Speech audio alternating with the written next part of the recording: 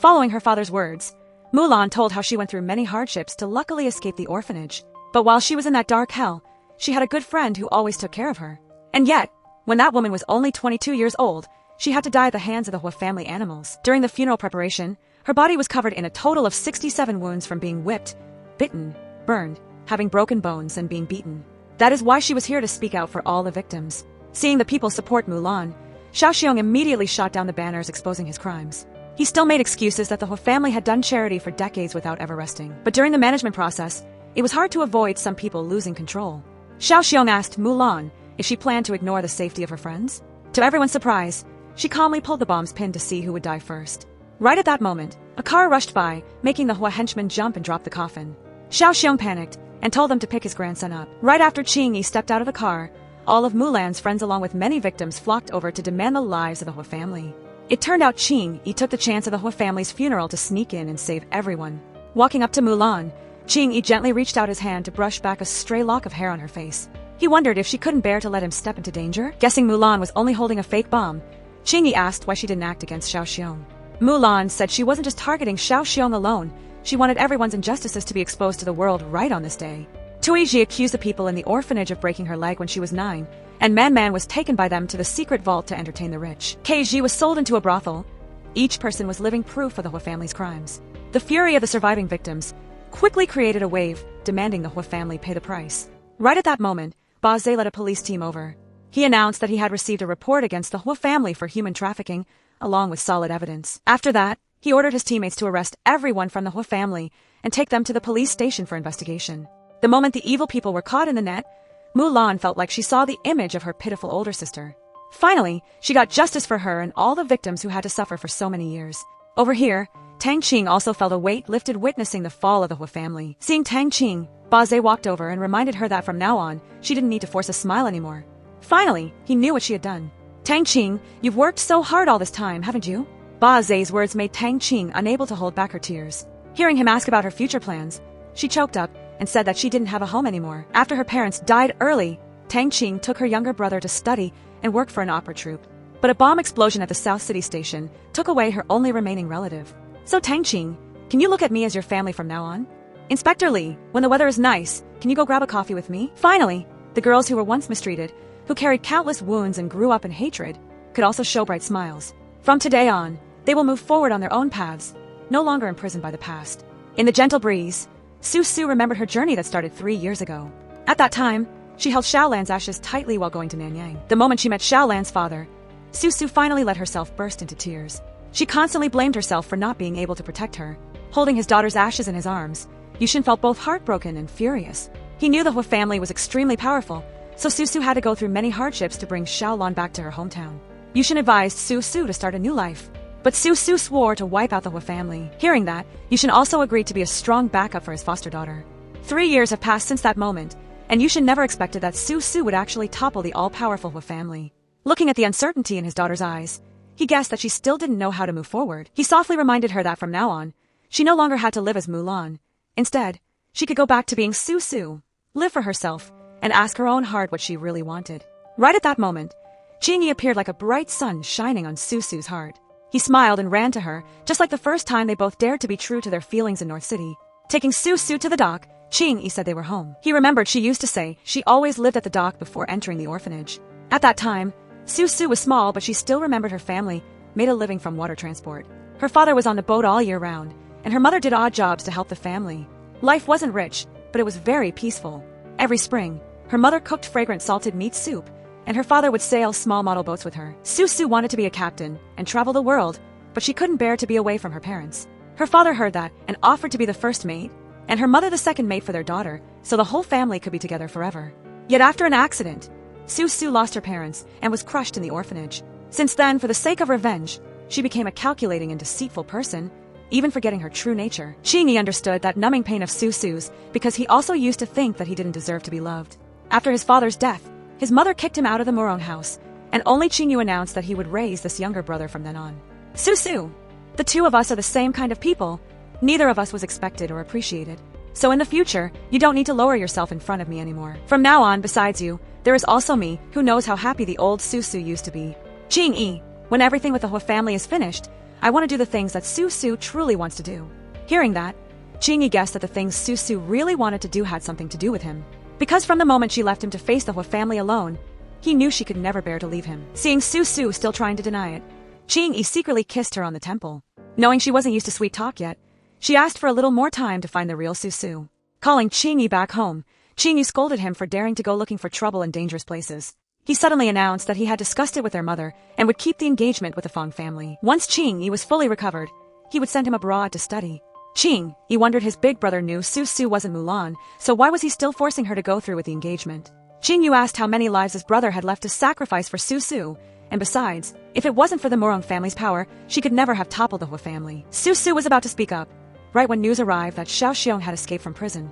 Over here, after hearing the news, Qingyu ordered the Chung army to block off the docks, set up roadblocks on the streets, and surround the Hua mansion. Seeing Qingyi about to risk his life again, Qingyu reminded him that it wasn't his time to show off yet.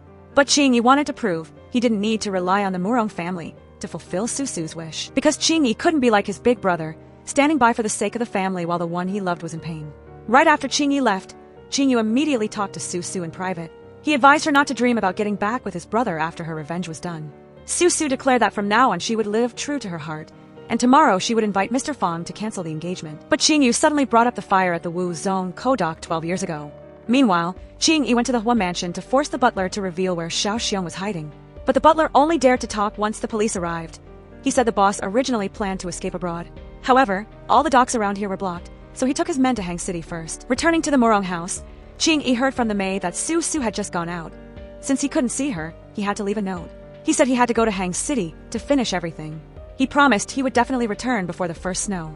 Whether something was wrong or not, she could contact him at any time. Reading those lines, Su Su's mood became even more confused. It turned out Qingyu had clearly investigated her parents' deaths. He said that 12 years ago, the fire at Wu Zong Kodok took the lives of over 30 people, including Su Su's parents. Right after that, there was a violent bombing at the opening ceremony of the North-South Railway. Qingyu's father was there and died on the spot. The police only found out the killer used a new type of foreign explosive, and the shipping point was at Wu Zong Kodok. No one had linked the two cases before, but Qingyu suspected the killer burned the dock to destroy important evidence related to the railway bombing that killed General Murong. In the end, the only person who benefited was Rong Zhang. At the Hang City port, Xiao Xiong thought he had moved his assets onto the boat to escape abroad, but when he opened the boxes, they were full of joss paper.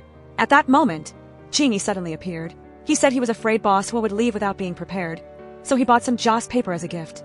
Without giving Xiao Xiong a chance to react, Qingyi fired a bullet straight through his hand. He reminded him that 3 years ago, the Hua family had cut his hand tendons. For all those years, the heart-piercing spasms of pain never let him go. So today, he just wanted to let him feel that same thing. Xiao Xiong immediately grabbed his arm, screaming in pain like he was going crazy. It turned out that while he was in jail, Su Su secretly had someone put hallucinogens in his water. That drug would multiply every wound and feeling of pain infinitely, making the person suffer until they died in fear. Hearing Xiao Xiong say he wouldn't let Su Su go, Qingyi pointed the gun at his head. But he only shot the boat's sail because he knew the old man wanted to provoke him to get an easy death. Qingyi threw a fire at Xiao Xiong, so he could feel the agony that he had caused to innocent victims. On this side, Qingyu continued to investigate and found out that the Hua family held shares in the Baohua Trading Company where Su Su's father worked. Before the explosion happened, they were closely connected to Rongzhang. But Qingyu didn't expect that after the explosion, Rongzhang was also affected and almost lost his command of the army. However, the explosives were indeed supplied by the partner who specialized in selling weapons to Rongzhang.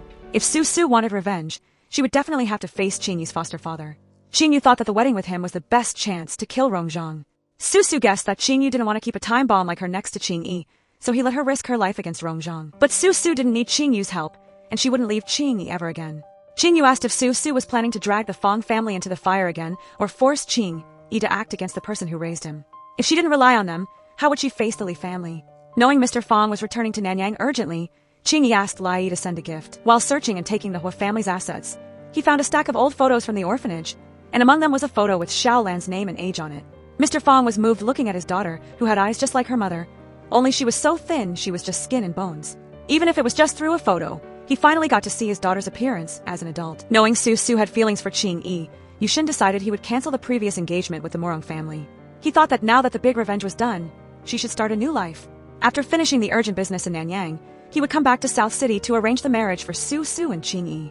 On the way home, Su Su saw the first snow falling, and remembering her promise to Qingyi, she decided to call him. Hearing Qingyi happily bragging that he had finished the Hua family's business, Su sobbed in tears. Qing-yi, the first snow is falling. Knowing Qing-yi was far away, Su quietly put the phone on speaker, so Qing-yi could hear the sound of the first snow falling. So, do yo misme?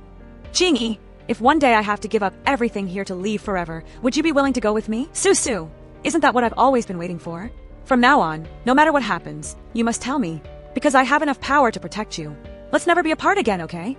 A few days later, in a sea area in Nanyang, Yushun was transporting a shipment for the Li family when a big explosion suddenly happened. Knowing they couldn't hold on much longer, Mr. Fong could only bow his head and apologize to those who had risked their lives for him.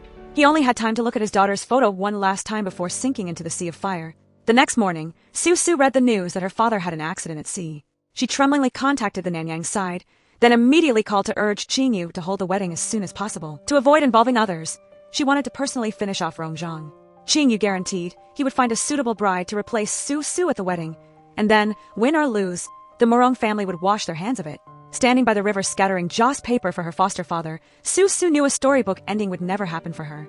Tang Qing thought everything was caused by those evil people. Su heard news from Nanyang that her foster father died while transporting a shipment of military supplies for the Li family. She had also carefully investigated the explosion on the North-South Railway 12 years ago. It really matched exactly with what Qing-yu said. Coincidentally, Tang Qing's younger brother also died in that explosion.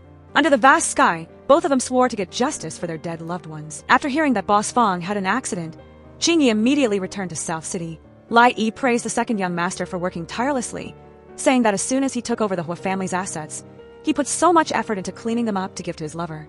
Qing-yi thought she could use this money to compensate the young girls harmed by the Hua family. Coming back to see the Murong house covered in wedding decorations, Qing-yi asked who was getting married. To his surprise, Aunt Wang said the oldest son would marry Miss Fong the day after tomorrow. Right then, Jean Rue came out and asked Qing-yi to check her gun because it wouldn't fire straight. In a panic, he pointed the gun right at Jean Rue to chase her away. Walking up to Su, Qing-yi wondered if he had come back 2 days later, would she be about to have a baby for his older brother? Qing-yi said he had prepared a portion of the Hua family's business for Su. If it wasn't enough, he could carry everything for her. But Qing-yi, you can't help me. Do you think because you stole the Hua family's business and gathered some nobodies that you can match the Murong family? Right now, I've lost the Fong family's power, so of course, I have to cling to the Murong heir. Qing-yi, even if you turn back the clock, you can't go back to any moment in the past. Right then, Jean Ji called Qing-yi into the house. In front of everyone, she kept beating her son, forcing him to tell where he hid the Hua family's assets. Qing-yi just gave a sarcastic laugh.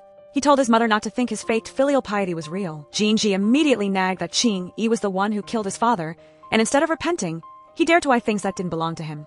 According to her, calling him a beast was already too much of a compliment. Qing-yi wondered, isn't the mother of a beast also a beast? Seeing his mother fly into a rage, Qing-yu rushed over to protect his younger brother. Hearing Jean Ji continue to blame herself for giving birth to a son like him, Qing-yi laughed bitterly. He remembered that if his older brother hadn't fought so hard in the past, even the family photo hanging out there would never have had a spot for him. Jean Ji, you gave birth to me but didn't raise me. You raised me but then hated me. You hated me but still used me. When I could no longer be used, you tossed me out like trash. Do you really think I care about this Murong family name? Knowing Jean Ji still wouldn't let Qing-yi go, Su immediately grabbed her arm. Remembering what happened earlier, Jean Ji scolded her for messing around with another man in broad daylight. Seeing his mother about to hit Su, Qing-yi didn't hold back anymore and pushed her away. He also didn't need Qing-yu to keep being a halfway good person. He clearly knew who his brother loved, yet he still insisted on forcing her to marry him, while constantly saying everything was for his brother's own good. Qing-yi suddenly realized that no one had ever truly treated him well, and from start to finish, this place had never been his home. Before leaving, Qing-yi just turned to look at Su, and his tears kept falling.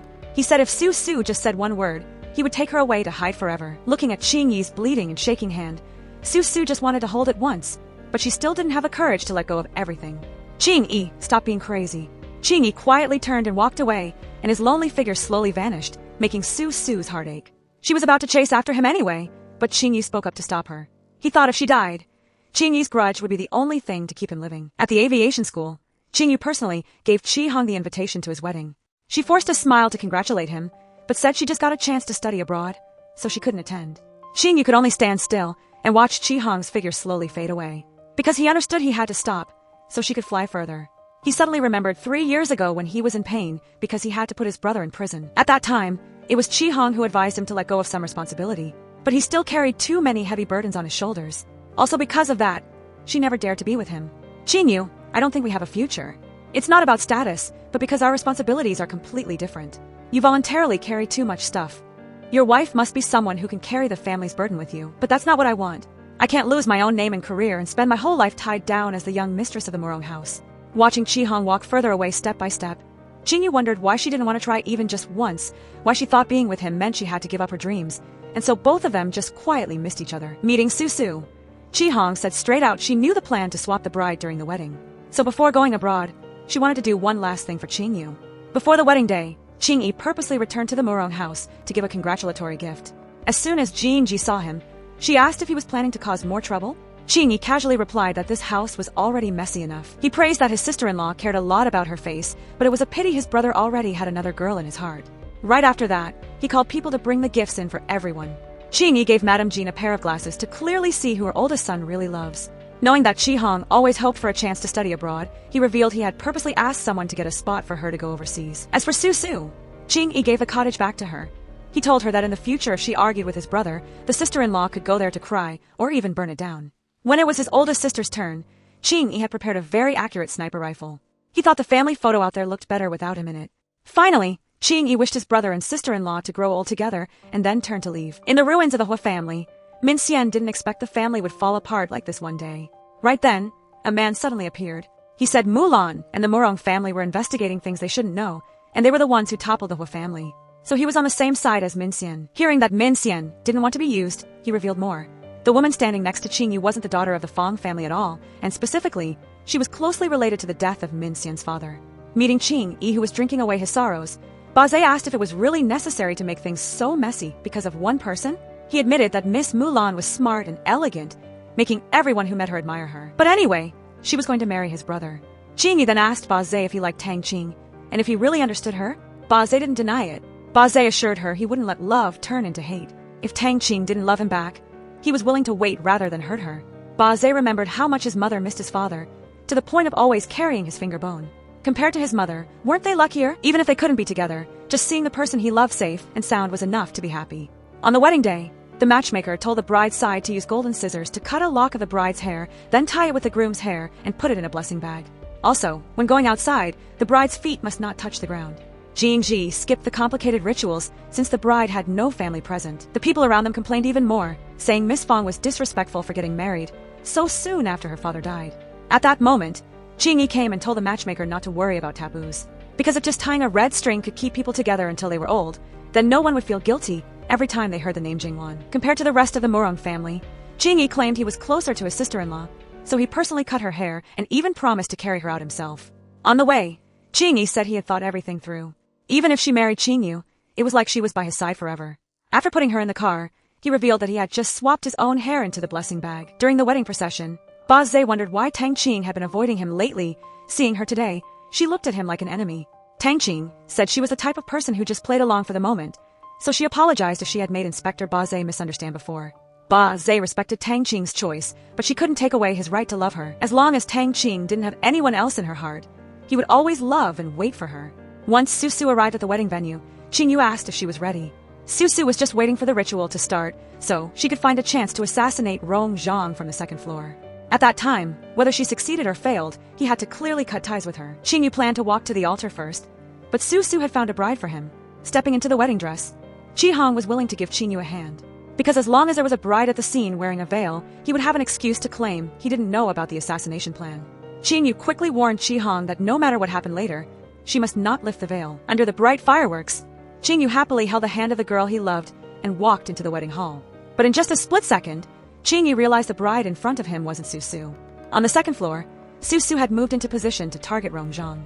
However, he was constantly blocked by the crowd, so she couldn't find a moment to act. During the wedding, the oldest son of a Zhang family named Ming Shu quickly noticed the obsessed look that Baze gave Tang Qing. At the same time, he also quietly watched Qingyi's pale face. Even though she was just playing the role of a replacement bride, Chi-hong was still sincerely willing to walk beside Qingyu and become a peaceful home for his soul. She swore to love him forever and overcome all the storms of life with him. In response to that vow, Qingyu also promised to love and protect Chi-hong for all eternity. He promised to let her be free to chase her dreams and live the life she wanted. But right at their happiest moment, Su-su finally got the chance to aim at Rong Zhang. Who would have thought, before she could pull the trigger, another gunshot suddenly rang out. Qingyu rushed over and used his body to take the bullet for Chi-hong. It turned out Min Xian mistakenly thought Su-su was standing at the altar, so she came to get revenge for her father. In just a split second, all plans disappeared, leaving only Chi Hong's heart-wrenching cries. Jing-yi frantically called a doctor, but Jing-yi tried to hold his brother back to say his last words. Jing-yi, from now on you can't be impulsive anymore. He turned to ask Ba Zhe to look after Jing-yi for him, and also told them the Murong house would always be home for both of them. Finally, looking at Chi Hong with a longing gaze, Jing-yi choked up and confessed he had dreamed of this wedding many times. I'm sorry that from now on I can't fly with you anymore. I will never forget the smile of the girl I fell in love with at first sight. It's just a pity that back then you weren't willing to try being with me once. Witnessing his brother's last breath, Jing-yi angrily pointed his gun at Min Xian to find out who was behind her. Hearing Min Xian scream and accuse Mulan of killing her father, Jing-yi asked who told her that. Unexpectedly, Min Xian also revealed that the person using the identity of the future Murong daughter-in-law wasn't actually Mulan. Her name was Su Su, a child once adopted by the He family's orphanage. Just as Jing-yi completely lost control, Ming-Shu suddenly fired a shot and finished Min Xian. Walking with heavy steps in the wedding dress, which was stained with her lover's blood, Chi Hong regretted that she hadn't been brave enough to be with Jing-yi back then. So that now in the freezing snow, only his image remained beside her. Chi Hong, I can only see you off to here. Jing-yu, I know you always took the long way on purpose to walk me home, and then pretended to meet me by accident, but I could have turned around. I really miss you. I miss the sunny days when we flew paper airplanes together. In the middle of the white snow, Chi Hong could only hold on to the deep longing for someone who was no longer there. On this side, Jing-yi was also drowning in unending pain over the loss of the only relative in his heart. He quietly held the medical book that Jing-yi gave him years ago. A letter tucked between the pages also suddenly fell out, and the memory immediately took Jing-yi back to 3 years ago. Back then, hearing his brother was injured, Jing-yi hurried back from North City to South City to visit Jing-yu, teasing him like usual. That day was the first time Jing-yi said why he chose to study medicine. When he was little, Jing-yi knew his brother always wanted to fly planes, so he thought there must be a reliable doctor on the ground. So, he chose his own way to protect his brother. In the letter, Jing-yu wrote that he believed his younger brother truly wanted to protect him, but he longed for Jing-yi to live the life he wanted and be free to choose his own path. No matter how far you go in the future, if you just turn around and look back, your big brother will always be waiting for you to come home. Looking at the Murong house covered in long white funeral banners, Su Su never thought she would end up involving this whole family. Inside the memorial hall, the sounds of crying just wouldn't stop. Ba Zhe personally wrote the words to say goodbye to his big brother. Looking at each stroke, he suddenly remembered how Jing-yu held his hand to write the name Murong before he had to go back to the Li family. Back then, Jing-yu said that he and the Murong house would love and protect Ba Zhe forever. Right then, Jing-ji told Ba Zhe to take Jin Rui and go rearrange the clothes for Jing-yu. It turned out she had secretly had someone kidnap Su Su earlier. Jing-ji thought that since a couple shares a blanket in life, they should share a grave in death. She decided to let Su Su keep Jing-yu company in the afterlife, so he wouldn't be lonely anymore. After knocking Su Su out and putting her in the coffin, Jing-ji coldly ordered the lid to be closed. Right at that moment, Jing-yi came back to see his big brother one last time. Seeing the servants acting sneaky, he immediately asked where his sister-in-law was. Not a single person dared to answer, so Jing-yi rushed over and threw open the coffin lid. Sure enough, Su Su was lying unconscious inside. When he found out she was still breathing, Jing-yi finally breathed a sigh of relief. He immediately ordered someone to take Su Su outside, and then locked the hall doors, facing Jing-ji all by himself. Jing-yi questioned her was she so heartless that she would bury someone alive? Jing-ji reminded him that it wasn't his turn to speak in the Murong house. He asked in a choked voice what crime he had committed. It turned out years ago, Jing-yi risked his life to run back and bring news to the Murong family, so he was forced to drink opium until his head was a mess. He put his life on the line, but his own mother refused to believe him, which is why she caused his father's death. Jing-ji thought why should she trust a dog raised by Rongzhang? Maybe the Li family was using Jing-yi to spread fake news. When there was no way left to deny it, she blamed all the crimes on Jing-yi, saying that even if he didn't kill his father, he jinxed his brother to death. Jing-yi helplessly exposed the truth. He said Jing-ji forced Murong Feng to stay with her forever because of love, but never asked if he truly loved her. And as for Jing-yu, she also turned him into a puppet who never dared to live for himself for even a second. Hearing Jing-ji still stubbornly blame him for everything, Jing-yi quietly pulled out a dagger. Because according to Murong family law, anyone who wants to cut ties with the family must take 3 stabs. Jing-yi took the first stab for himself, because he wasn't allowed to choose where he came from, but at least he could live the way he wanted. Kneeling in front of Jing-yu's photo, Jing-yi knew that when everyone else hated him, only his big brother truly needed him. When he was framed, only his big brother believed him.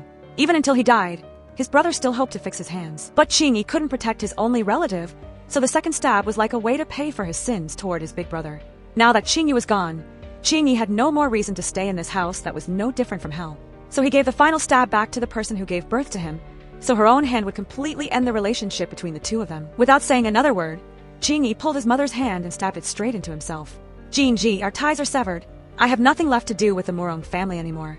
At the police station, Baze heard from his subordinate that they had just found a bullet on the chair where his father sat during the wedding. Baze immediately saw that it was a type of bullet used specifically for sniper rifles, and it was absolutely not the kind of bullet from Min Xian's handgun. This proved that someone wanted to assassinate his father and even used a silencer on the sniper rifle. After leaving the Murong house, Qingyi took Su Su back to the house by the creek. When Su Su woke up, he asked her what she had actually done at the wedding. Su Su, if you hadn't insisted on marrying Qingyu, if you weren't the reason Min Xian came looking for you, then my big brother wouldn't be dead. Why wasn't it you who got hurt? Su Su, I'm asking one last time. Did you ever love me? Qingyi, 3 years ago, I truly loved you. What about now? Su Su está silent. Qingyi's hand holding the gun shook, but in the end, he still couldn't get the answer he wanted from the girl he loved. Su Su, I thought God was being kind to me by letting us meet. I thought I could live like a normal person, with the right to love and be loved. From beginning to end, I couldn't let go of the hope to live like a human being.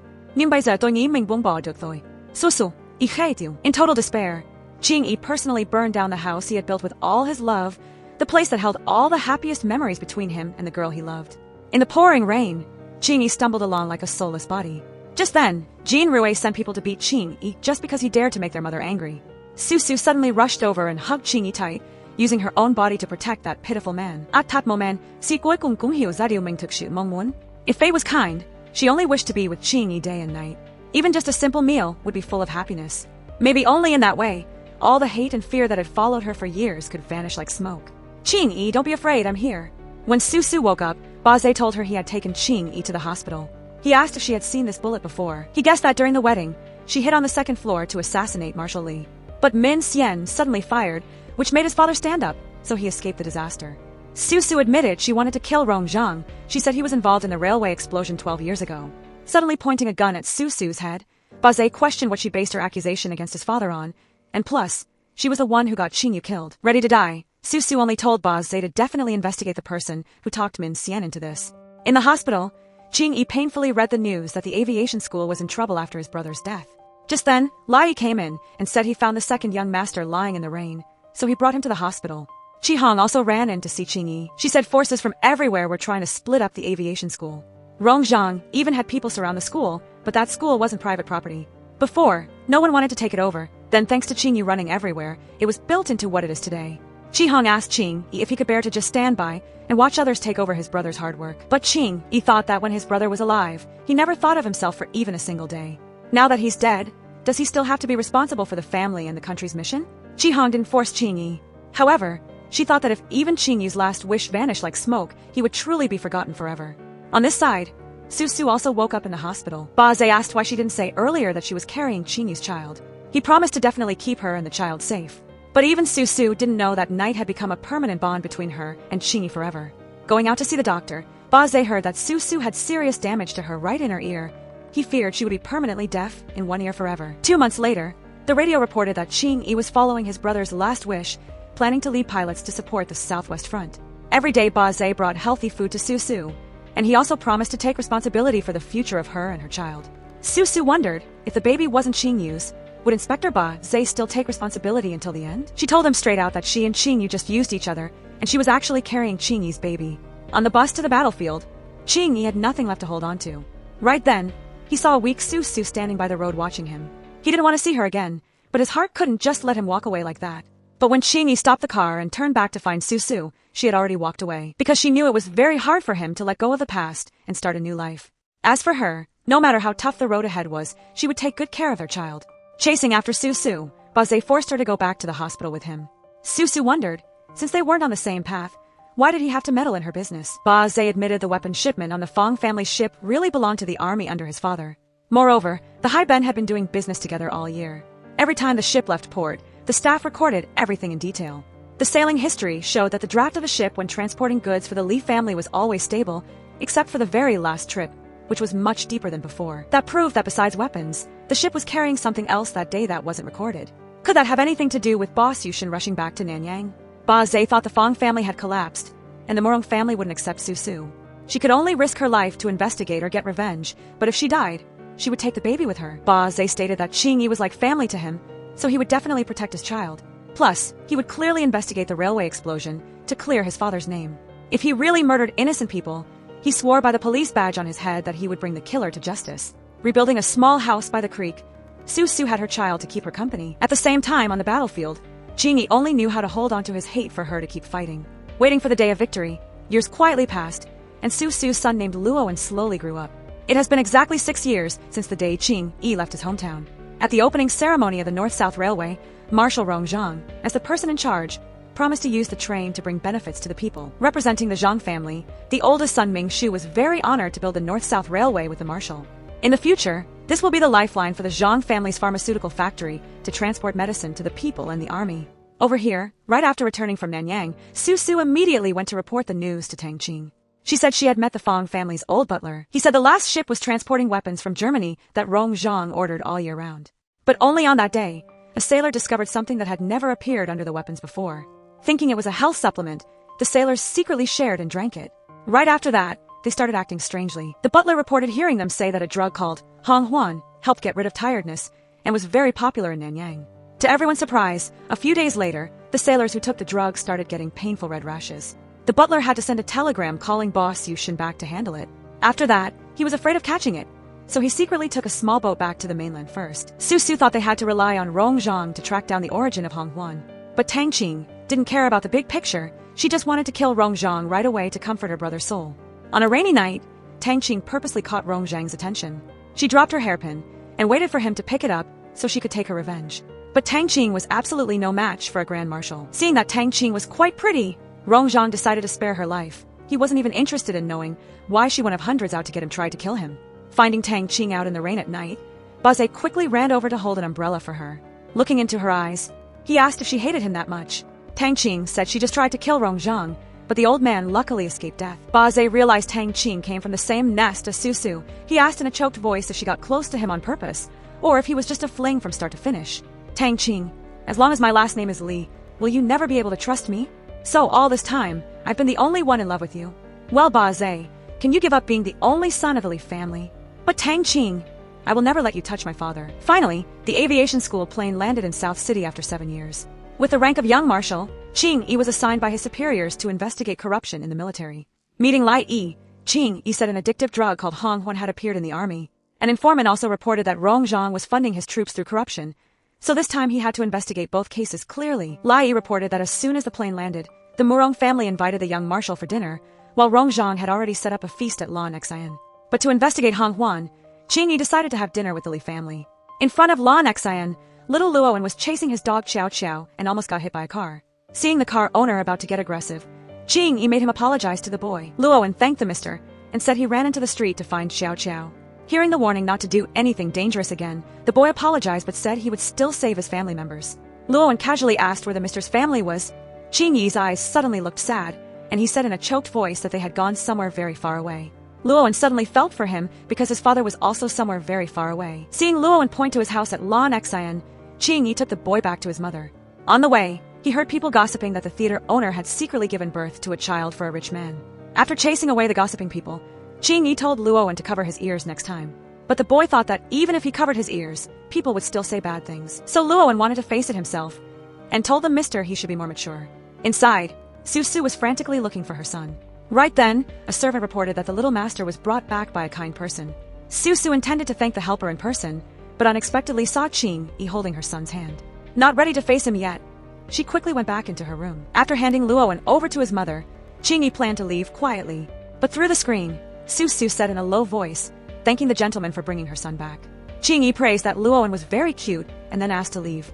However, a familiar scent stopped him for another moment. Qing-yi wondered if the lady was using Fulu incense, because that scent reminded him of an old acquaintance. It was just a pity he now wished he had never known her. That sentence made Su Su's heart feel like it was breaking into pieces. She thought that sometimes missing out on each other isn't necessarily a bad thing.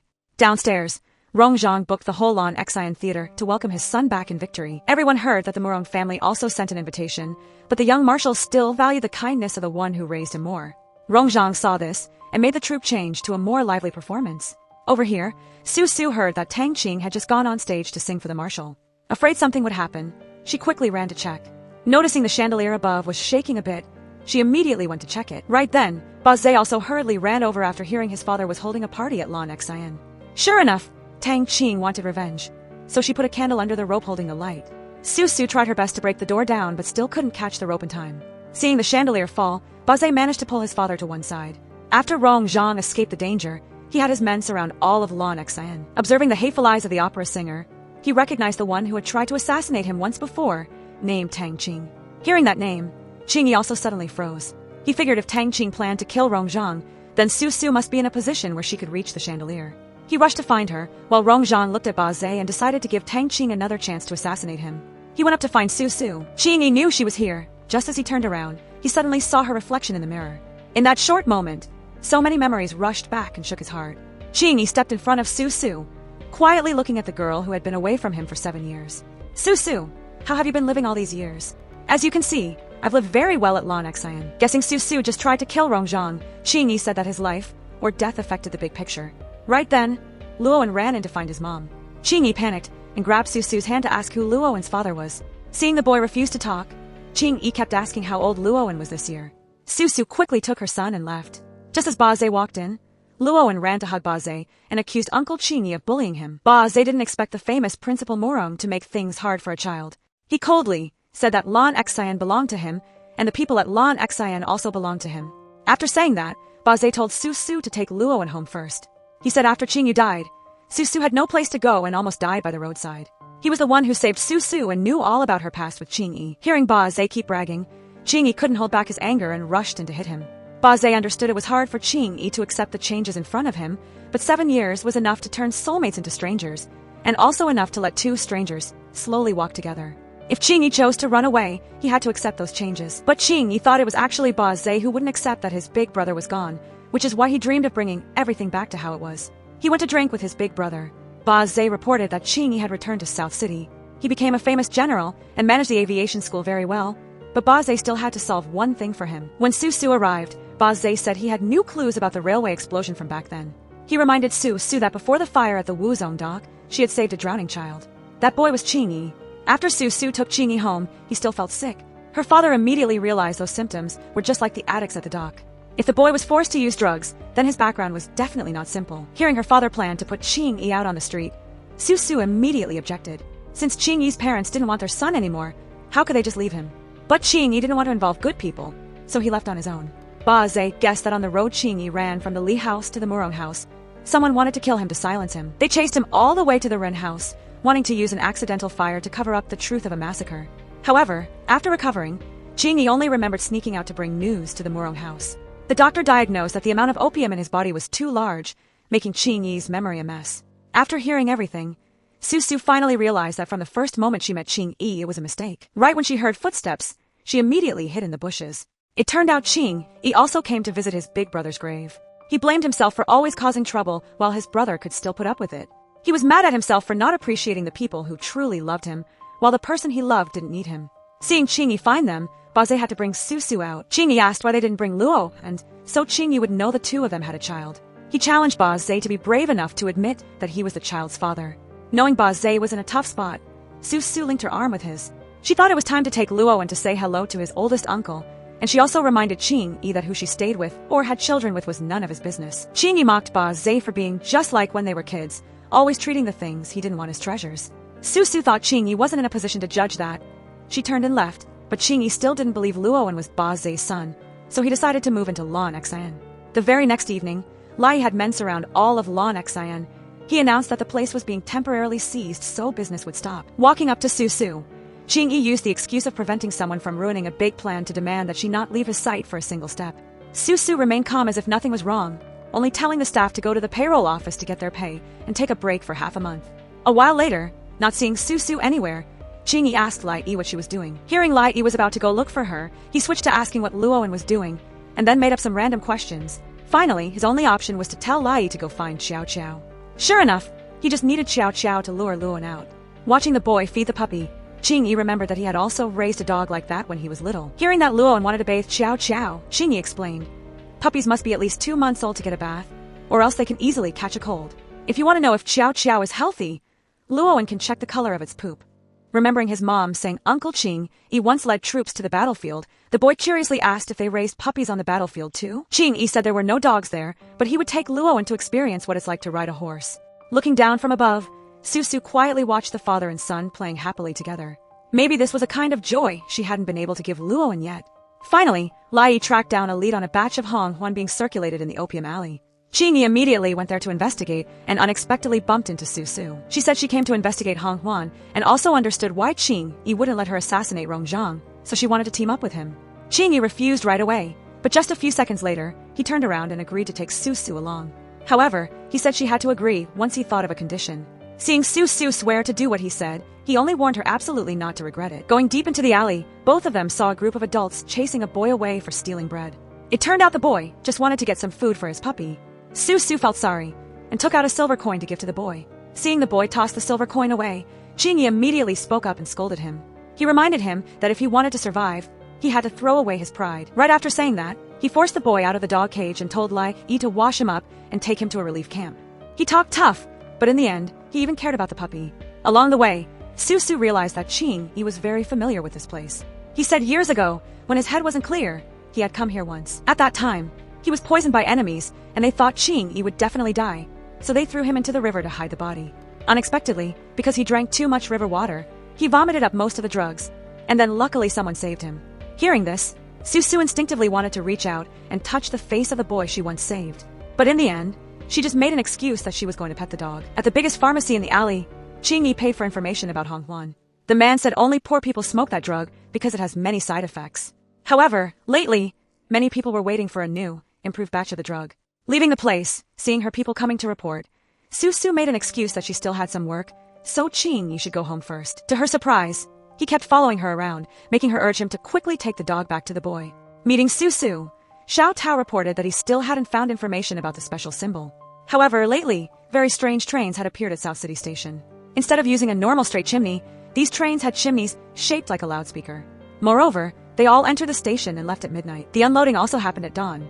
After Qingyi returned, Luowen came in to invite him to eat some broad beans that he stole from the warehouse. But Qingyi couldn't eat broad beans. He said he was reading a boring military book. However, not everything was decided by what one liked. Those words made Qingyi suddenly remember his big brother's teaching. Seeing that, Luowen wanted to stay and sleep with Qingyi, because every time Luowen felt lonely, his mom was by his side. Qingyi asked if Luowen's father visited him often. To his surprise, Luowen said he had many fathers. Sometimes he wanted Mr. Wu who sold cakes to be his father, and sometimes he wanted the guy named Niu who made dough figurines to be his father. Since Qingyi was handsome, he could be his father too. Right then, Luowen suddenly felt chest pain and difficulty breathing. Su rushed to the hospital to visit her son. Su asked Qingyi what he gave Luowen to eat. Qingyi scolded Su in a harsh voice, asking how he was supposed to know his son was also allergic to broad beans if she didn't tell him. The doctor said if Luowen had such a severe allergy, his direct relatives must have the same allergy. Su, how long are you going to keep lying to me? Luowen's age, appearance, and allergy are exactly like mine, and yet you still won't admit it? Su, do you know that today Luowen wished I was his father? But a father like me didn't even know his own child existed. Also, Luowen is just an innocent child, not a tool for you to get revenge on me. Qingyi, I was the one who was pregnant, gave birth, and raised him all these years. Years ago, who was the one who said they hated me and never wanted to see me again? Besides, your family situation is too complicated. Can you really be a good father? So, stay away from my son. Heading to a bar to drown his sorrows, Qingyi accidentally met Jinji again. But she was so drunk that she had to look for a long time to recognize her son. Jinji asked if Qingyi came back to see the family joke, but he reminded her that they weren't family anymore. Jinji still didn't forget how Qingyi would rather take 3 stabs just to cut ties with the Morong family. Thinking of Luowen, Qingyi wondered what Jinji thought when she had her first child. She said back, then she was following her husband to war, so she had to leave Jin Rue with a person from her hometown in the country to take care of her. 8 years later, she brought her daughter back, but by then, Jin Rue had become a slow and rude child. At that time, Jinji felt very guilty for not keeping her child by her side. Qingyi heard that and just found it funny, because his mother felt guilty for his brother and sister, and even felt guilty for Baze, but as for beating him, she never felt guilty. Jinji wondered why the 2 families took the wrong kids, and why a jerk like Qingyi became her son. Qingyi didn't want to hear anymore. He just politely invited Madame Morong to his wedding. Hearing Jinji say he didn't deserve to get married, Qingyi asked what right she had to judge him. Before, Qingyi always wondered if he was fit to be a father, or if he would ever have a complete family. But today he suddenly realized that if even someone like Jinji could be a mother, why couldn't he be a father? At least he wouldn't let his own tragedy happen again to his child. Seeing Qingyi walk away, Jinji desperately called for her son to come back. 2 days later, at a fancy hotel, Su went to ask Lai Yi where he took Luo, and Lai Yi just told her to go inside and see. Jinji and Jin Rue were also invited to the party today. Right then, Ji-hong walked in with her arm in Qingyi's. Seeing this, Su immediately turned to leave, but Qingyi suddenly pulled her back. At that moment, The soft music started playing in front of everyone. He advised her to just dance with him. Su followed Qing-yi but didn't forget to remind him that Qi-hong was the one Qing-yi loved most. Qing-yi wondered what right Su had to question him, or if she was just jealous of others. Knowing he wouldn't let her go easily, she said she came on time and just wanted to take her son home. But right after that, Qing-yi officially announced he would marry the person standing next to him. The whole room immediately buzzed with gossip about the young Marshal marrying his dead brother's wife. But Qing-yi wasn't shaken by those words. When the lights focused on just the two of them, he put the ring on Su's finger and explained that times were unstable, so he only held a simple ceremony. Su, this is our wedding. Hearing people gossip that Su had a 6-year-old son, Jin-ji immediately stepped out. Seeing this, Qing-yi told Lai-yi to take Su to get Luo, and Jin-ji questioned if Qing-yi was going to make the Murong family a joke for the whole world. In front of the people of South City, Qing-yi stated that Su was not actually the daughter of the Feng family, but Jin-ji only cared that years ago she got engaged and performed the hair-tying ritual with Qing-yu. Qing-yi corrected her that Mulan was the one engaged to the Murong family, and besides, Su tied her hair with him, not anyone else. Qing-yi asked loudly if anyone besides Madame Jean dared to oppose his marriage. Everyone cheered for the young Marshal, making Jin-ji and Jin Rui leave in anger. Back at Lan Xian, Qing-yi was getting ready to take a family photo with his wife and son. Right then, Su came to return the wedding ring. She asked him if he ever thought about how she and her son felt when he did that. Qing-yi remembered Su promised to do one thing for him, so she had to accept this marriage. Su asked if Qing-yi was also going to force Luo and to accept a father who disappeared for 6 years. Qing-yi thought Su never told Luo the truth.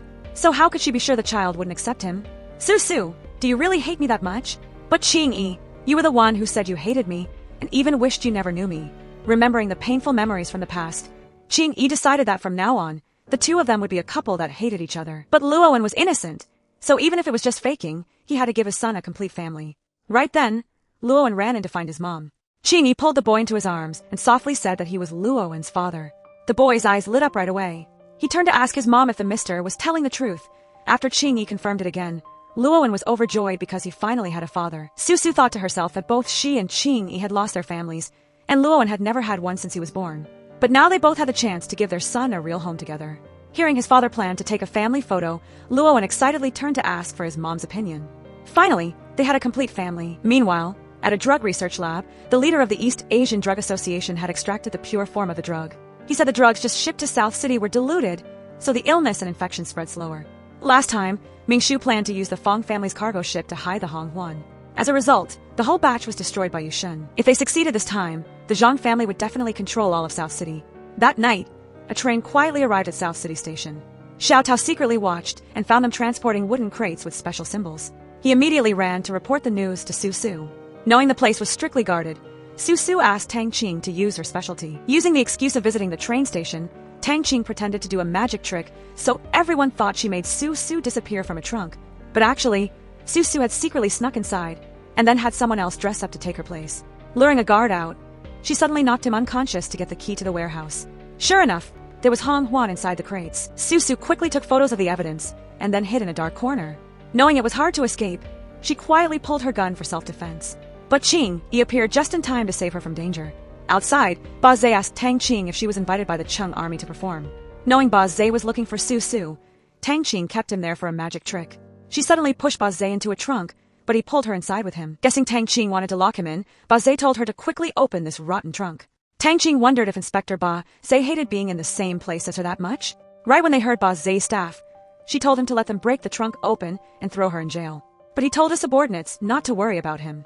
Ba Zhe remembered that since that rainy night, this was the first time Tang Qing actively talked to him. However, she was still just using him to buy time for her partners. Tang Qing, you're just relying on the fact that I love you, aren't you? If you've gotten what you want, then I have to take what I want too. Over here, Qing-yi said he came to manage his wife, who wouldn't come home late at night. Seeing the Cheng army found them, Qing-yi quickly pulled Su to escape onto a train. He told her to go first, so he could lure them away. Su suddenly remembered the moment she cruelly cut ties with Qing-yi. Even so, he never once gave up on her, even risking his life just for 1 second of love. So this time, let her be by his side until the end. Pulling Qing-yi onto the train, Su said she just found Honghuan in the warehouse. She said in the past, her foster father always transported military supplies for Rongzhang. But on the last trip, the exact same drug appeared, and specifically, that Honghuan could cause terrifying infectious diseases. To keep the disease from reaching the shore, her foster father was forced to set off explosives to destroy the whole batch of dangerous drugs. Qing-yi said he also seized a batch of Honghuan at the southwest front. He was sure Rongzhang was only in charge of shipping, and didn't have the skills to make the drug. Right now, only the Zhang family in South City was capable of doing that. Right then, the train whistle made Sue's ear suddenly hurt sharply. Seeing Sue refuse to say what illness she had, Qingyi just quietly put his coat on her. The next day at South City Station, Rongzhang heard that someone broke into the warehouse last night. Although they didn't catch the person, the Cheng army found Hong Huan hidden under the crates. Rongzhang didn't expect Ming Shu to dare to trick him. He went to hold Ming Shu accountable. Rongzhang questioned how he dared to mix Hong Huan into military medicines. Unexpectedly, Ming Shu blamed everything on Rongzhang. He claimed that for the past few years, the North-South Railway had become a cover for transporting Hong Huan across the country. That was all thanks to Marshal Li's hard work. Plus, every gun in the Ying army was bought with profits from selling Hong Huan. If Marshal Li exposes the Zhang family, would he still be able to keep his seat as the governor of the North-South Railway? Ming Shu revealed that his family only held a small amount of shares in the pharmaceutical factory, while the real owner behind the East Asian Drug Association was someone else. Right now, even the government doesn't dare to face them head-on. Facing Ming Shu's threat, Rongzhang casually mocked that he and his father were just like a bunch of thugs swinging sticks and risking their lives against others. But he himself had never been afraid of the game where both sides go down together. Over here, Ba Zhe asked to meet Qingyi in private. He thought Qingyi shouldn't force Su to marry him. Qingyi didn't care about the result. Because anyway, Luowen carried his own blood. He told Ba Zhe that if he wanted to be a father, he should go get his own kid. Ba Zhe had to get straight to the point. He said Hong Huan was all supplied by the Zhang family's pharmaceutical factory. Although it was transported through the North-South Railway, it seemed his father only recently found out what was mixed inside. Qingyi showed Ba Zhe a bottle of Hong Huan he got last night at the station warehouse. Initial test results showed that this batch was not like the one circulated before. Therefore, we must quickly seal and destroy the batch. It absolutely must not be allowed onto the market. Hearing that Ba Zhe didn't want to investigate his own family, Qingyi wondered since when an upright Inspector Li had stopped knowing right from wrong. If Ba Zhe couldn't do it, he would investigate himself. The next day, following the Young Marshal's orders, Lai found out that Su was beaten by Jean Rue's people so badly that she went deaf in one ear. The staff at Lan Xian also said she often had headaches and ringing in her ears. Taking Su to the old alley from years ago, Qingyi told her that this was where he was once beaten unconscious. When he woke up, he was already in the hospital, so he didn't know who had attacked him. Right when the war was near, he was busy leading all the teachers and students from the aviation school to join the army. Just like that, 7 years passed, and only today did he know that she had saved him on that rainy night. Before, in his eyes, Su only knew how to use him and push him away. But in the moment he was between life and death, she had used her life to save him. Su, can you please tell me one honest word? Looking at Su's cold eyes, Qingyi blamed her for always pushing and pulling him. Is it really that hard to admit she loves him? Su asked Qingyi if he still remembered the person who saved him 19 years ago. Qingyi, because they saved you. My parents died in that big fire. And yet, before leaving, you also said you never asked to be saved. Maybe the indifference and abuse from both families turned you into a selfish person. But because of you, I suddenly lost my family and had to go through so much abuse. You once said you loved me because we are the same kind of person. However, if I hadn't met you, I would still be a kind Su, pulling a strange boy out of the freezing river and taking him home. So Qingyi, isn't your love ridiculous? Besides, I never asked you to love me either. That truth felt like it was choking Qingyi's heart, because he was the one who accidentally stole the home that belonged to Su.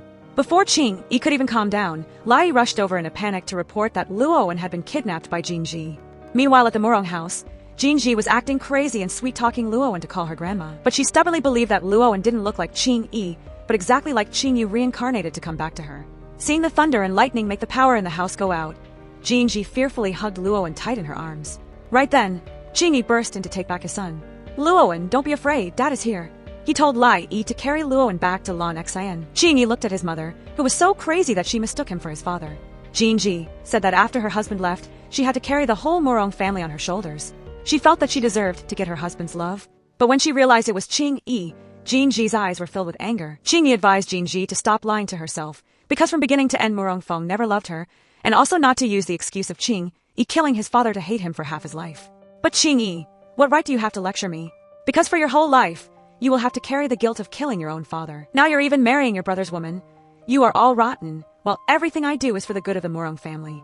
Facing Jinji's harsh words, Qingyi just felt it was ridiculous. He thought she just wanted everyone to follow her arrangements. By now, the fact that everyone hates her is all her own fault. Hearing Jinji stubbornly want to train Luowen to be the heir of the Murong family, Qingyi just felt she was pathetic, but he wouldn't let that stubbornness ruin his life again.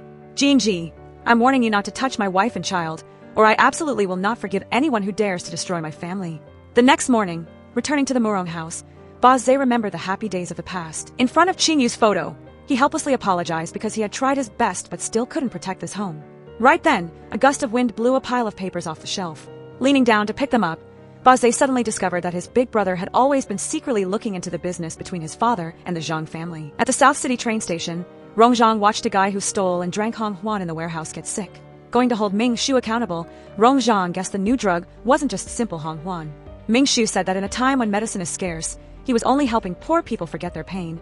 And even if there were some side effects, they weren't worth mentioning. Rongzhang immediately grabbed Ming Shu's neck to make him try the good medicine. Knowing Ming Shu wanted to use him to spread the strange disease, Rongzhang announced he would destroy the entire new shipment. Hearing Ming Shu's threat, Rongzhang guaranteed that even if he died, no one should dream of getting that batch of drugs back. Right then, the police burst in to announce that Marshal Li was suspected of using his power to spread Hong Huan. From now on, he was stripped of his right to manage the North-South Railway and was under house arrest, not allowed to go out. On this side, Baze stood silently in the rain in front of Qing Yu's grave. After connecting all the things that happened in the past, he didn't expect that Qing Yu was the one behind Su Su's attempt to assassinate his father. While he had always done his best to protect the Murong house, Qing Yu had secretly planned to destroy his family. Qing Yu, did you ever really see me as family, or did you just see me as a chess piece that you could have or not have? In the pouring rain, the tearing pain in Baze's heart grew stronger. He realized that from beginning to end, he was never part of your family. You were the one who tricked me. So from today on, my ties with the Murong family are officially cut. No matter who dares to touch my biological family, I swear I will wipe every single one of them out. From now on, I won't let anyone hurt my real family ever again. The next day, Qing Yi brought government orders to search the train station. But Baze suddenly fired a shot to see who would dare to push their way in. He admitted the railway wasn't under his father's control anymore, but the station was still a base for the Ying army. So, no one was allowed to break in or take anything out, because that shipment was the only thing keeping his father safe. Qing Yi said that if the new drug leaked out, it would definitely kill tens of thousands of people. However, to Baze, family meant more than anything else. Qing Yi had to leave the drugs behind, but he insisted on taking the first person who got sick. After all, the Ying army didn't know how to handle it, and if they messed up, it could kill everyone. Baze accepted Qing Yi's demand, but right after wiping away his tears, he coldly pulled his gun and shot the sick person. He went back to see his father and reported that things at the Ying army were settled. Seeing Baze walk in so confidently, Rongzhang asked if he had asked the Zhang family for a favor. Baze admitted he decided to give the new Hong Huan to Ming Shu. Rongzhang was furious and slapped his shameless son right across the face. Even though he was ruthless, he said he never teamed up with others to hurt his own people. But Baze didn't care about the world anymore. He only wanted to protect his only relative. Qing Yi planned a way to destroy the Hong Huan batch before it reached the Zhang family. He planned to set off explosives as soon as the train started moving out of the station. But Lai Yi was scared they didn't have enough men or explosives because they didn't know which way the train was going. Right then, Su Su walked in and said Ming Shu's mistress used to be from the Run Exine orphanage.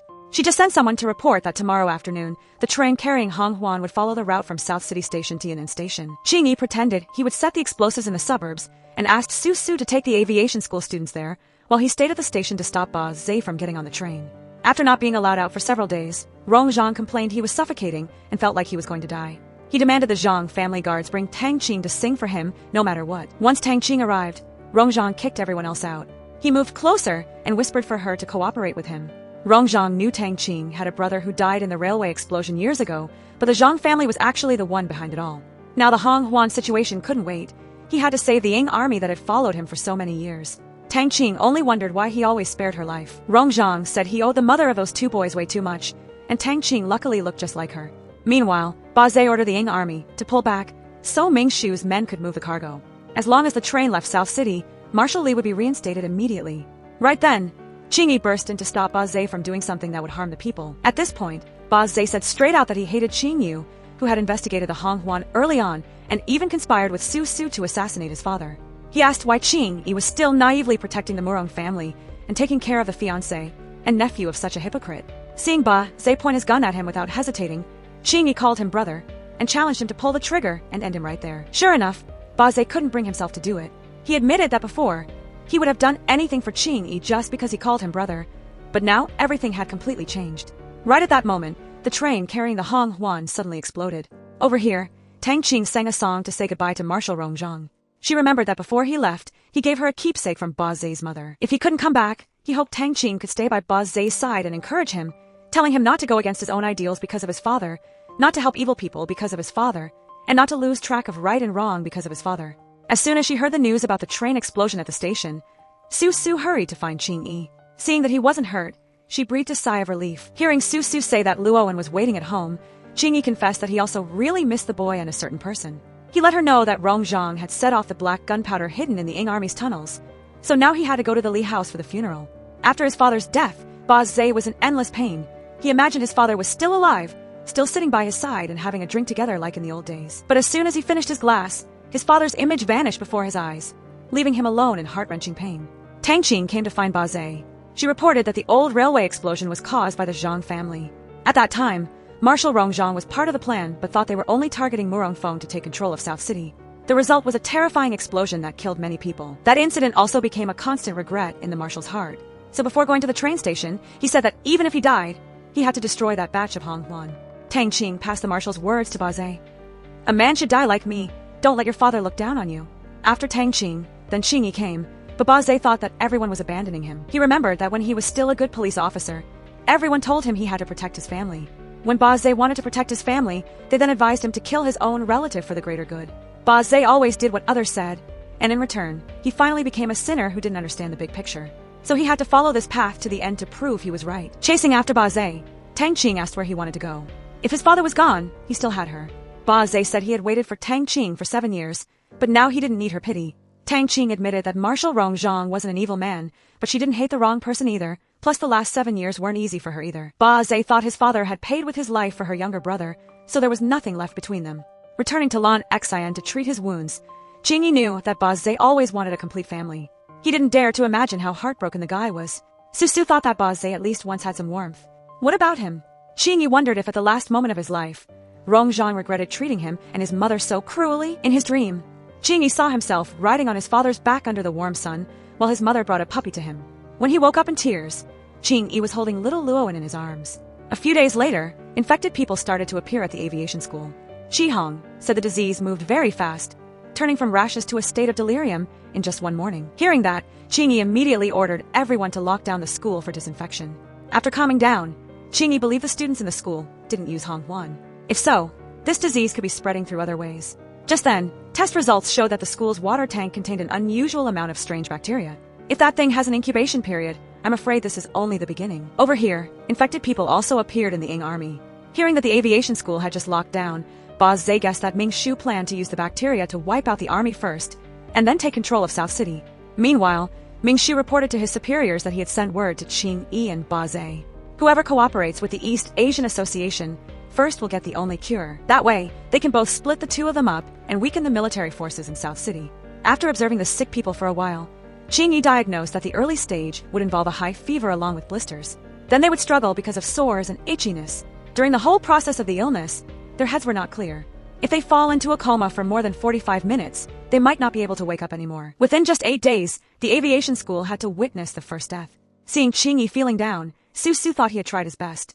But Qing Yi knew that because he refused Ming Shu's offer, he had to trade it with the lives of innocent students. Even though he thought about the big picture, he couldn't deny the fact that he made the decision for them.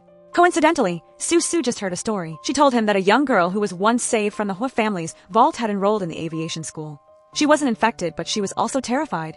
However, she still didn't want to leave here, because even if she died, she absolutely wouldn't betray the country. Su Su told Qing Yi he had to pull himself together to take care of the aviation school. But right after she left, he found out that he was also infected. All the next day, Su Su didn't see Qing Yi on duty at the isolation room, and she suddenly had a bad feeling. During that time, Qing Yi was coughing more and more violently and felt his head was not clear. He tried to write down each symptom, like the feeling of having a foreign object in his throat. Just as Su Su kicked the door open and rushed in, Qing Yi quickly covered the bloodstains on the paper. Seeing Su Su planning to pull him away for treatment, Qing Yi immediately held her back. Because if the news of the principal being infected got out, the whole aviation school would definitely be in total chaos. Hearing that, Su Su could only stay by his side to take care of Qing Yi. She even pressed her hand against the cold glass to help him feel better. On the 4th day, Qing Yi's illness broke out, and his coma time had reached half an hour. Every time he lost consciousness, Su Su was afraid he wouldn't wake up again. She heard from Qi Hong that a patient had passed the dangerous stage, so she secretly hoped that luck would also come to Qing Yi. But more and more sores appeared on his body. Su Su painfully hugged Qing Yi tight, constantly wiping him down to make him feel better. Looking at Su Su falling asleep in the chair, Qing Yi did everything to make himself stay more awake. Because in this stage, once he fell into a coma for more than 45 minutes, he wouldn't be able to wake up anymore. He had worked so hard to get a complete family, so he had to hold on until the end. In the moment he forced himself into extreme pain, Qing Yi suddenly remembered everything from years ago. After eavesdropping on the Zhang family convincing Rong Zhang to assassinate his biological father, Qingyi ran through the rain to the Murong house to bring the news. But Ming Shu caught up and forced him to drink a large amount of drugs. However, Qingyi still tried to go home to report the news to his mother. It was just a pity she didn't bother to believe him. Waking up with a start and seeing Qingyi using a pen to stab his leg, Su quickly ran over to hug him tight.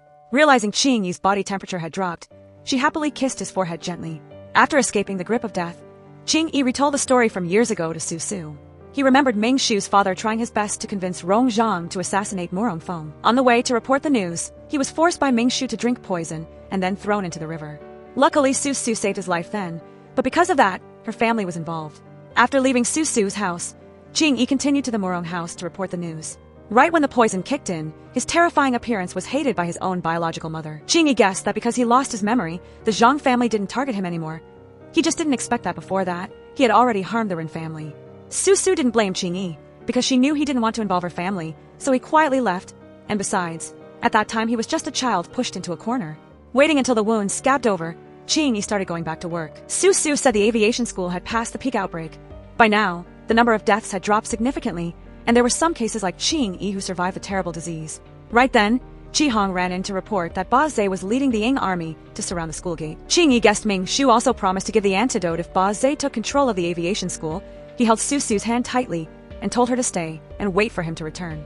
Going out to meet Ba Zhe, Qingyi felt sorry for Marshal Rong Zhang, who sacrificed his life for a good cause, only to end up with a son who treated the enemy as his father. He had his men open the gate to let Ba Zhe come in and shoot him, but he was so arrogant that he ordered the Ying army to open fire and wipe out everyone there. To everyone's surprise, Commander Duong ordered everyone to put their guns down immediately. He would rather die of the disease than be a coward and betray the country. Seeing the commander betray him, Ba Zhe told Qingyi not to get too ahead of himself. Qingyi advised Ba Zhe to stop obsessing over the illusion of a real family, because for both the Li family and the Murong family, that had never existed. Everything Ba Zhe was doing was just to hide the cowardice in his heart. Those words made Ba Zhe fly into a rage. He raised his gun and shot straight at Qingyi. In the pouring rain, Qingyi collapsed to the sound of Su's desperate screams. As soon as he heard the news that Young Marshal Ba Zhe had shot Qingyi dead, Ming Shu took Ba Zhe to meet the leader of the East Asian Association to confirm the loyalty of Young Marshal Ba Zhe. They also had men capture and bring Tang Qing over. Seeing them pick up a red-hot piece of coal, Ba Zhe spoke up and told them to stop. The association leader thought if Young Marshal Ba Zhe was that soft-hearted, how could he trust him with the antidote? But Ba Zhe asked to personally settle the debt with the lowly woman who had tried to assassinate his father many times. Watching Ba Zhe step toward her one step at a time, Tang Qing suddenly remembered the first time she met him, those moments of calculation that all came from real feelings. But now he was the one forcing her to open her mouth and swallow a red-hot piece of coal. Hearing the leader still wanted to hear Tang Qing sing, Ba Zhe pressed the coal against her chest. He guaranteed he wouldn't allow her to die an easy death. Right now he had nothing left, so he was ready to do whatever it takes to restore the Li family's power. He ordered his men to take Tang Qing to the Dongjia slum to wash clothes and shovel manure every day. Witnessing the cruelty of Young Marshal Ba Zhe, the leader was satisfied and told him to go get the antidote. After using half of the antidote, Ba Zhe gave Commander Duong a chance to save himself and the soldiers under him. But Commander Duong would still rather die than betray the country for glory. Ba Zhe heard that the association needed to do human experiments. If Commander Duong didn't know how to repent, he would have to take them to the Zhang family's drug factory to serve the experiments. Coming to take over the aviation school, Ba Zhe heard that Su and a group of people had taken Qingyi's body away. Right now Ming Shu was holding the remaining students and heavily guarding the planes. Ba Zhe softly reminded his subordinates to notice that Ming Shu's henchmen were all present. It turned out he had been playing out a big act with Qingyi all along. A few days ago, Ba Zhe had secretly met with Qingyi. He wanted to personally kill Qingyi in front of everyone as a gift to get the antidote and the association's trust. To ensure Qingyi's safety, Ba Zhe would load a blank bullet into the gun. After he was given the antidote, he would share a part with Qingyi. On the other hand, he would arrange for Duong to enter the drug factory so they could work together from both inside and out. After all, from the first day they joined the army, they were mentally prepared to sacrifice themselves. Ba Zhe would try to collect ammunition and even keep parts of an airplane to ship to Qingyi using the North-South Railway. Qingyi was afraid his second brother would be in danger, but Ba Zhe said he had an escape plan for himself. At the East Asian Drug Association, Ming Shu reported that all the planes had fallen into their hands. Besides that, the plan to poison the whole city was also completely arranged. We can use the excuse that a strange disease broke out at the aviation school and then spread through the whole city. With the help of the association, the Zhang family would give out free medicine to big hospitals first, and all the medicine would be transported by the Ying army. If anything goes wrong, we can also blame everything on Ba Zhe. Calling Ba Zhe over, Ming Shu assigned the Ying army to transport the medicine to big hospitals. To avoid revealing the drug factory's location, he would deliver 3 batches of medicine to 3 stations on the North-South Railway. Ba Zhe laughed and turned to ask the leader if he thought he was stupid. He guessed that as soon as something went wrong with the medicine, the Ying army would become the scapegoat. The leader reminded the young marshal that once he was labeled a traitor, he shouldn't dream of turning back. Ba Zhe revealed that if he didn't act realistically, how would they have willingly told him the location of the drug factory? Hearing that, the leader immediately pointed his gun at Ming Shu. Seeing Ming Shu panic, Ba Zhe admitted that Ming Shu didn't betray the association. It was just that he knew the railway much better than them. He said the North-South Railway has 4 stations, and if they wanted all 3 places to receive goods at 7 a.m., only Yushan Station had a free time slot for the train to leave at dawn. Moreover, the drug factory uses a lot of electricity, so it had to be located near the transformer station east of Yushan Station. Exposed, the leader immediately pulled his gun to shoot Ba Zhe, but he quickly overpowered the opponent and stabbed that animal repeatedly.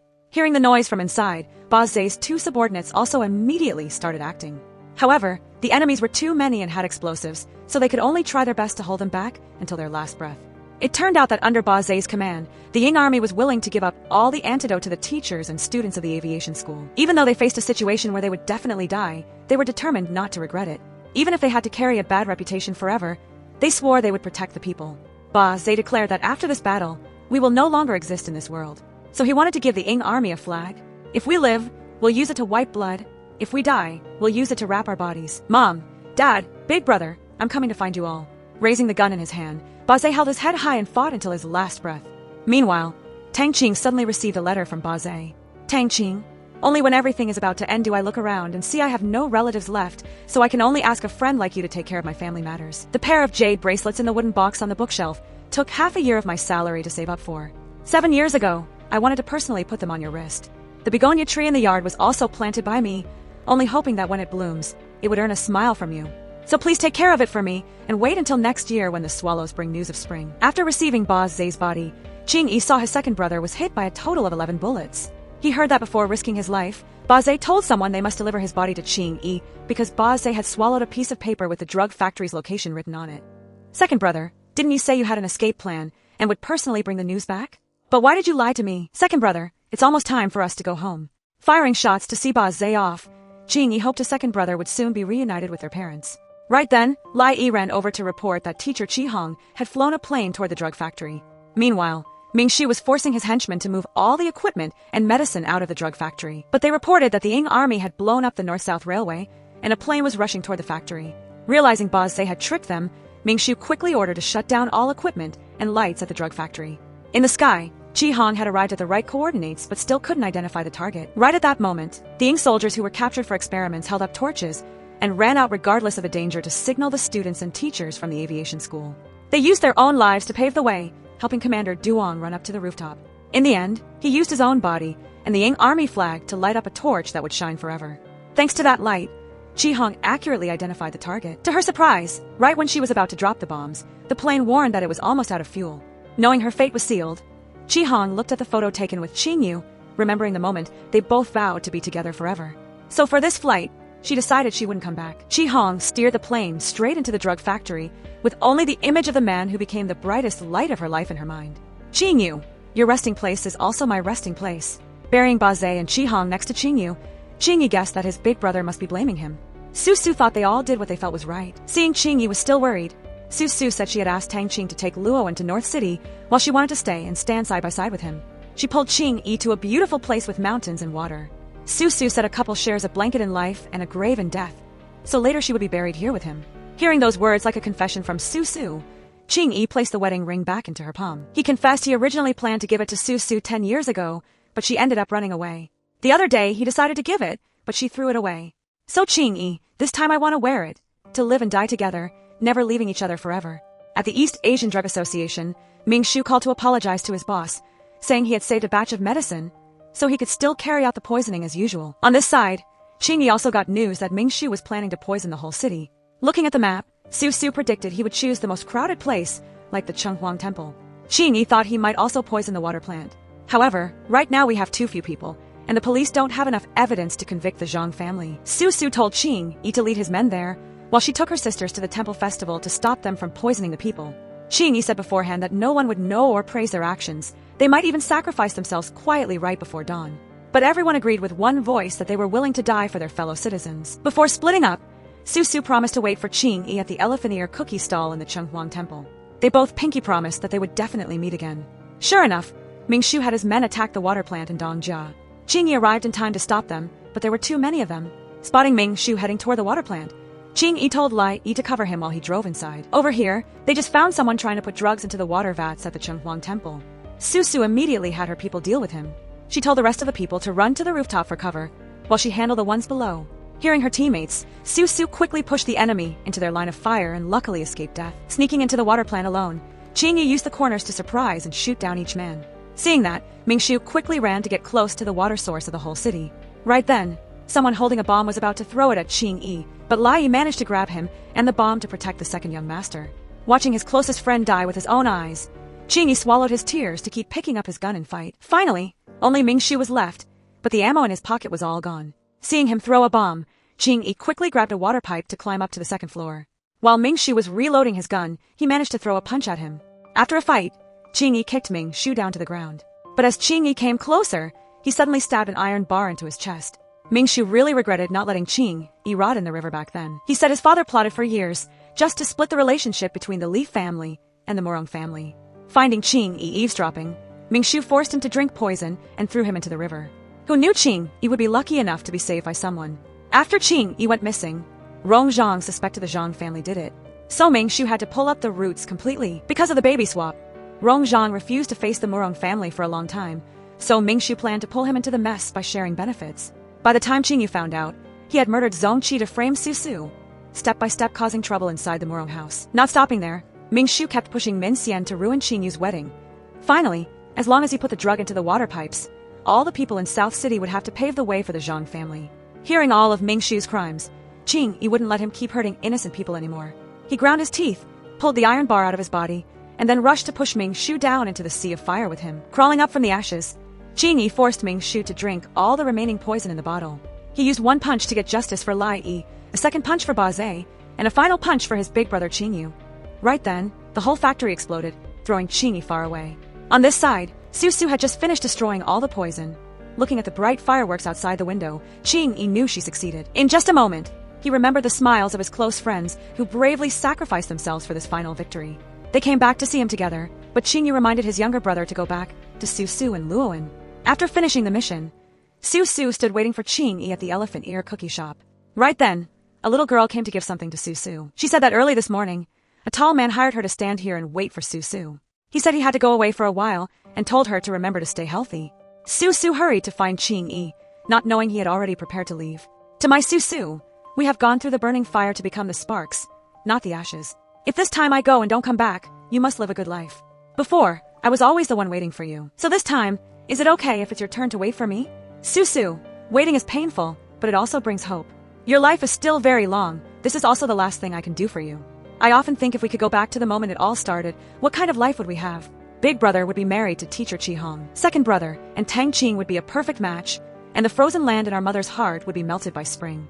If I caught the wedding bouquet, I would immediately take you back to the house in North City.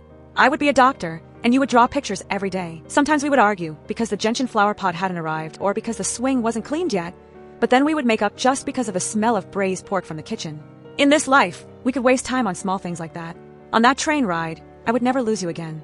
Maybe in the future, or in another world, Qing Yi and Su Su really did have a happy ending like that. And in that place, they no longer have to search for or wait for each other anymore. Because from the moment they met, the two of them held hands and walked together for the rest of their lives.